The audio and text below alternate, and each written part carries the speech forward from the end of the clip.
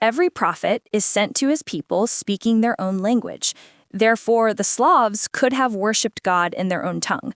Yet until the 9th century, despite their vast lands and deep-rooted civilization, they were confined between two church systems, the Latin West under Rome and the Greek East under Byzantium. I, the Russian language, longed for someone to give me a foothold in the life of my peoples. For centuries, since 1500 BCE, I had remained purely oral. My Slavic peoples spoke Proto-Slavic, and I was but a passing spirit carried on their tongues. Could it be that I was destined to stay hidden in the background forever? The 9th century is here already. When will I finally see the light? I had no problem letting the episode begin with a religious tone, because this time religion itself would be the charming prince who takes my hand gracefully, lifts me up before the audience so that I too may have a seat among the grand set of world languages. In the year 862 AD, envoys from the Prince of Great Moravia, Rostislav, came to Constantinople and asked Emperor Mihail III to send missionaries who would teach the people the Christian faith in their own language instead of Latin or Greek, which they could not understand. The emperor chose Cyril, whose real name was Constantine, and his brother Methodius. They were born in Thessaloniki, which lies in present-day Greece, and was then part of the Byzantine Empire. The region was culturally dual, Greek and Slavic, so they grew up speaking Greek fluently while also understanding the Slavic spoken by the surrounding peoples. Cyril and his brother arrived to spread Christianity in Rus, in a language the people could understand. But there was one problem. The Slavs had no writing system. So Cyril and Methodius decided to create a new alphabet. Look at me the moment they gave me form. My name at that time was Old Church Slavonic, and the alphabet was called Glagolitic. They used me to write a translation of the Bible. I looked majestic, beautiful, and richly ornamented. I was truly a sacred and literary being, with letters inspired by Greek, yet designed in a symbolic, spiritual way. But I was a bit too complex in shape to suit myself to the speech of the common folk, whose name back then was Old East Slavic.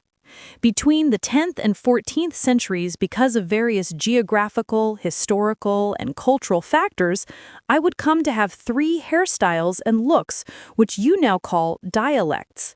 The Novgorod dialect in Russia, the Kyiv dialect in Ukraine, and the Galicia dialect in Belarus. Russian carries traces of Slavic, Greek, and French influence.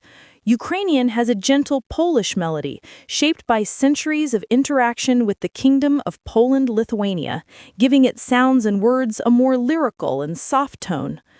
Belarusian is like a daughter of the forests, more secluded among woods and marshes, less affected by major Western languages compared to Ukrainian, Polish, or Russian, French and Greek. That's why its ancient local words stayed strong and alive in everyday speech. And funnily enough, just like we saw in that mischievous language pranks episode, Belarus has that same cheeky spark, but with a touch of real beauty and quiet brilliance. See its name? You can tell it's made of 2 parts, right? In the Middle Ages, there was a term meaning the Russian lands, referring to the East Slavic peoples. To distinguish between the regions, they started using symbolic titles. Belaya Rus, the White Rus, referring to the northwestern lands where modern Belarus lies. Malaya Rus, the Little Rus, referring to Ukraine. And Velikaya Rus, the Great Rus, referring to present-day Russia. So, ta-da! Bela doesn't come from the Latin bela, but from an original Slavic word meaning white, in the sense of pure or free. It was sometimes also used to refer to the north, while black was used for the south. But the lovely twist is that the meaning came full circle in the end, because the white land truly turned out beautiful. Forests, snow, rivers, and people calm by nature. So the word came to hold both meanings at once, white and beautiful. That means, in a single word, the name Belarus came to mean several things all at once. White, for the quiet snow that blankets the land most of the year. Pure, because its regions stayed far from invasions and turmoil, preserving their clarity and old dialect. Free, for being naturally shielded by dense forests, rivers, and marshes that made it hard for armies to cross. Northern, as it represented the upper realm of the ancient Slavic lands. Then, as European languages entered the scene, this wonderful coincidence of sound occurred between bela, meaning white, in Slavic, and bela, meaning beautiful, in Latin and Italian. So the name began to sound like beautiful Russia, and that double meaning only made it more enchanting.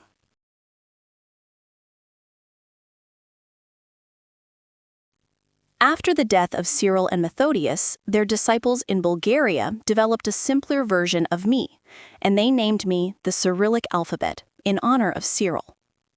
That version was based mainly on Greek letters, enriched with new letters to represent Slavic sounds that didn't exist in Greek. The Cyrillic alphabet became a true civilizational and religious instrument. It was what brought the Slavic peoples into the sphere of Eastern Christian Orthodox culture, instead of the Western Latin one. This had a massive political impact. Russia, Bulgaria, and Serbia turned eastward towards Byzantium instead of Rome. In the 18th century, Peter the Great took inspiration from my style and gave me a new look, the same spirit, but tailored for a new age. He simplified my letters, refined my shapes, and named me the Civil Script. Thanks to him, I found my place in administration, newspapers, official documents, and scientific books, the foundation of the modern Russian alphabet, which now holds 33 letters. Soon after, in the 19th century, the golden age of Russian classical literature emerged. The gap between the lofty Church Slavonic and the simple spoken language was bridged, giving me my final, complete form, a language that seemed literary all the time. Great writers like Pushkin, Tolstoy, Gogol, Turgenev, and Dostoevsky not only wrote magnificent stories, they shaped the way Russians think and how their literary language works. Phrases from their novels became everyday sayings, and their linguistic structures and descriptive style seeped into the spoken language. Thanks to them, I gained a remarkable balance between philosophical depth and everyday spontaneity. Literary awareness became ingrained in the Russian way of speaking. You might hear a grandmother chatting in the market and feel as if she's quoting a line from a Tolstoy novel. And so, here I am today, no longer a shadow, but a living, breathing script that has carried the dreams, prayers, and the quiet ideas of millions. I've worn many faces, yet every curve of my letters still hums the same eternal story of faith, of rebirth, of refinding my own voice at last. What a saga it has been.